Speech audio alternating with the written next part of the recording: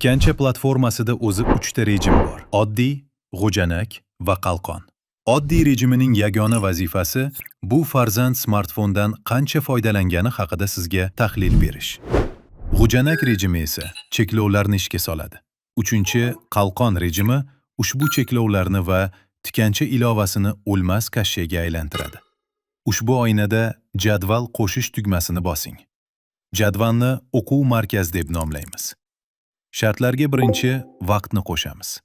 Oraliqni 2 dan 3:50 gacha va kunlarni seshanba, payshanba, shanba qilib moslaymiz.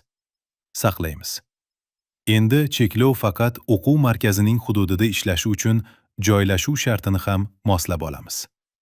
Saqlaymiz. Ilovalar ro'yxatiga kiramiz. PUBG va Instagramni tanlaymiz. Ammo bilasiz, aslida o'yinlarning son-sanog'i yo'q. Shuning uchun plus obunachilari butunlay o'yin va ijtimoiy tarmoq kategoriyalarini qoralab qo'ysa bo'ladi.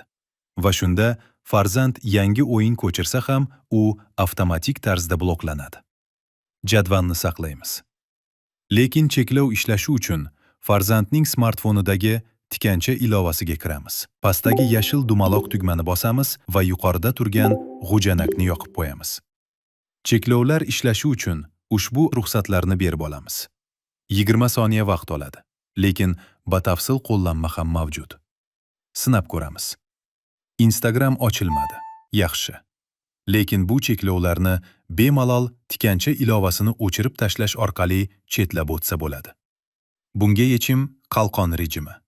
U cheklovlarni chetlab o'tishni imkonsiz qiladi. Zararli va behayo saytlarni va diqqatni jamlash qobiliyatini ketkizuvchi YouTube Shorts va Instagram Reels'larni alohida cheklash imkoniyatiga ega.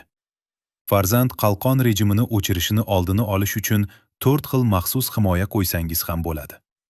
Ha, aytgancha, farzandingiz o'ziga ham shaxsiy cheklov jadvallarini sozlab, o'zini ustida mustaqil ishlasa bo'ladi.